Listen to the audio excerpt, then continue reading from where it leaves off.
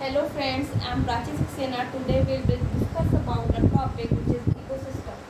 Ecosystem it is very important for SSC exam and CDS. इसको हिंदी में क्या बोलते हैं? पारिस्थितिकी तंत्र. ठीक है, इकोसिस्टम को हिंदी में क्या बोला जाएगा? पारिस्थितिकी तंत्र. क्लियर? इसकी अगर हम डेफिनेशन की बात करते हैं तो this is the basic stable and functional unit of nature. ये क्या है? बेसिक स्टेबल और हम इसको बोल सकते हैं function unit of nature. And this word ecosystem it is given by scientist A.G. Tansley. कब दिया गया था?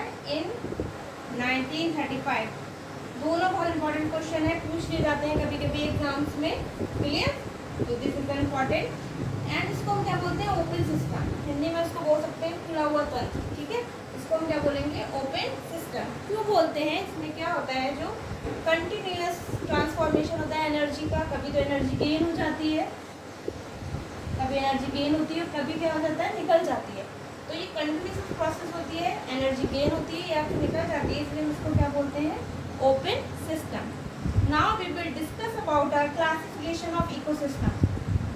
क्या अगर हिंदी में हम बात करें तो क्या बोलेंगे? पारिस्थितिकी तंत्र के प्रकार.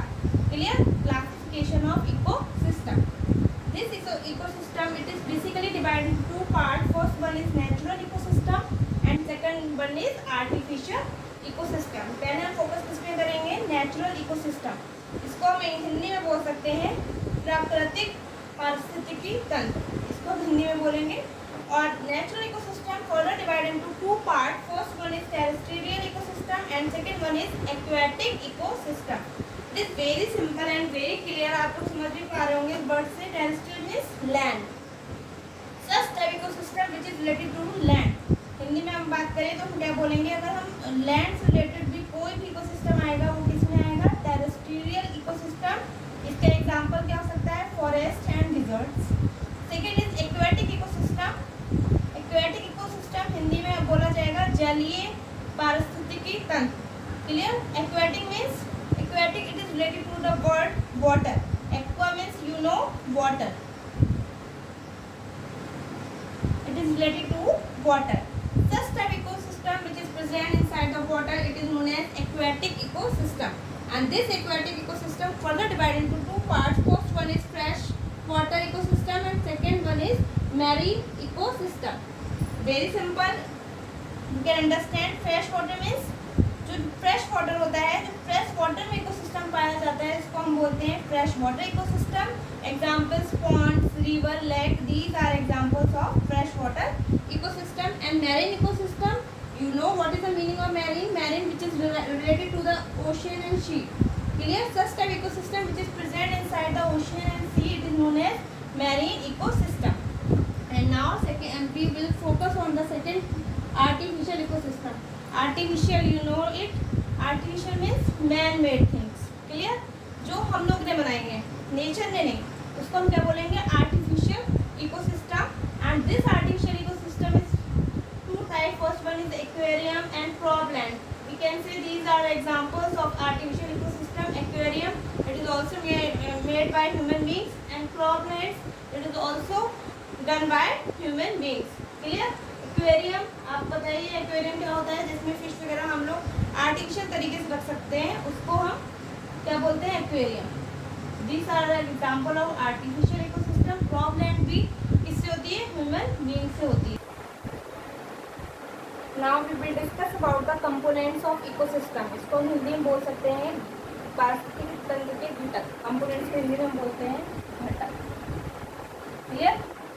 And these components are two types. First one is abiotic component, second one is biotic components. Abiotic means अजैविक. Biotic means जैविक. Abiotic means it is made up by two words, a and biotic. A means absence of life. Absence of life it is called abiotic components and it is further divided into three parts. First one is inorganic components, organic components and climatic components. पहला आपका जो हो जाएगा आप कार्बनिक घटक और climatic components, ठीक है। These are 3 types. Inorganic component, इसमें क्या हो जाता है तो मैं मुझे बताती हूँ। इसमें हाइड्रोजन और कार्बन और हाइड्रोजन की जो बैकबोन होती है वो प्रेजेंट नहीं होती है। इसके एग्जांपल्स हो जाएंगे sulphur, nitrogen etcetera, sulphur, nitrogen etcetera.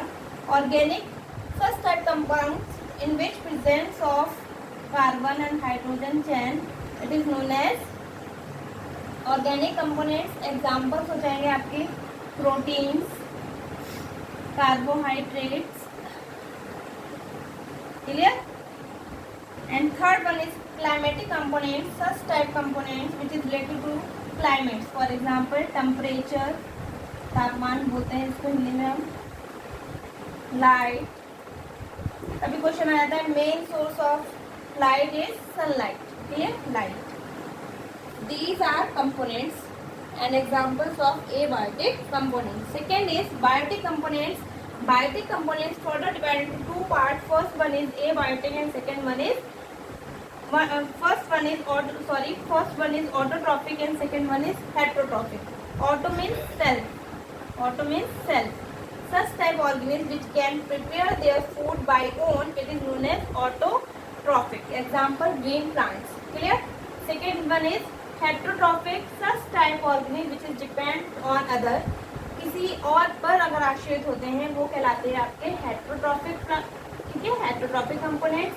For example क्या एग्जाम्पल होंगे इसके, consumers, decomposers, saprophytes, these are example of heterotrophic components. और ऑटोट्रॉफिक के क्या हो जाएगा एग्जाम्पल, प्रोड्यूसर्स, जो प्रोड्यूस करते हैं, अपने आप अपना भोजन बनाते हैं, खुद बनाते हैं, वो आपके किस में आ जाएंगे, ऑटोट्रॉफिक में। किस में आ जाएंगे, auto. Now we will discuss about the functions of ecosystem, मतलब इकोसिस्टम का क्या वर्क होता है। बेसिकली जो फंक्शन होते हैं वो 5 होते हैं इकोसिस्टम का। First one is decomposition, Hindi में लिखा हुआ है। Second one is productivity, third one is energy of flow, fourth one is development and stabilization and fifth one is nutrient cycle. सबसे पहले हम बात करेंगे डिकम्पोजिशन की। क्या होता है decomposition? It means when the material can destroy and by the help of bacteria, it is known as decomposition, and this decomposition divided into 3 parts। decomposition को भी हम 3 पार्ट में डिवाइड कर सकते हैं। पहली जो प्रोसेस में पहली प्रोसेस होती है फ्रेगमेंटेशन, इसको हिंदी में बोलते हैं खंडित, मतलब उसका ब्रेक डाउन कर देना, किसी भी कॉम्प्लेक्स मॉलिक्यूल का जो ब्रेक डाउन कर देना उसको हम फ्रेगमेंटेशन बोलते हैं। सेकेंड होता है लीचिंग, इसको हिंदी में निछालन बोला जाता है। इसमें क्या होता है, एक लेयर से दूसरी लेयर पर जो डिकम्पोजिस होकर मटेरियल आता रहता है उसको हम बोलते हैं लीचिंग। थर्ड इज कैटाबॉलिज्म, ये आप सबको पता होगा, अपचय हिंदी में बोला जाता है। इसमें क्या होता है, complex molecules break down into simple molecules. Complex molecules इसमें टूट के कन्वर्ट हो जाते हैं सिंपल मॉलिक्यूल्स में, clear. This is the decomposition. Second work क्या होता है, सेकेंड फंक्शन क्या होता है इकोसिस्टम का, प्रोडक्टिविटी। ये क्या करता है, प्रोडक्टिविटी को इंक्रीज करने में भी हेल्प करता है, जिसको हिंदी में बोलते हैं उत्पादिता। थर्ड आपका आता है energy flow. This is very important कि एनर्जी को सिस्टम में किस लेवल में फ्लो होती है, तो एनर्जी होती है यूनिडायरेक्शनल लेवल पे फ्लो करती है एनर्जी, ठीक है। और इसमें एक लॉ भी होता है, ना तो एनर्जी को हम प्रोड्यूस कर सकते हैं ना डिस्ट्रॉय कर सकते हैं, वो हमेशा क्या कर सकती है, एक से दूसरे में, दूसरे से तीसरे में यूनिडायरेक्शनल फ्लो होती रहती है, clear. Fourth one is development and stabilization. Development and stabilization क्या हो जाता है, आपको पता होगा, कहीं भी कोई भी कम्युनिटी प्रोड्यूस हुई, वहाँ पे थोड़ा दिन उसको टाइम लगता है। हम लोग कर देख लेते हैं कि अगर हमें जहाँ जॉब मिलती है वहाँ पे हम एक जगह स्टेबल हो जाते हैं और अपना डेवलपमेंट वहीं पे शुरू कर देते हैं। तो इसका भी वर्क क्या होता है, डेवलपमेंट एंड स्टेबलाइजेशन का। Fifth one is nutrient cycle, आपने सुन रखा होगा, water cycle, nitrogen cycle, phosphorus cycle, ये सारे साइकिल किसके अंतर्गत आते हैं, सब कहाँ चल रहे हैं, इकोसिस्टम के अंतर्गत आते हैं, ठीक है। तो this are the function of ecosystem. It is very important for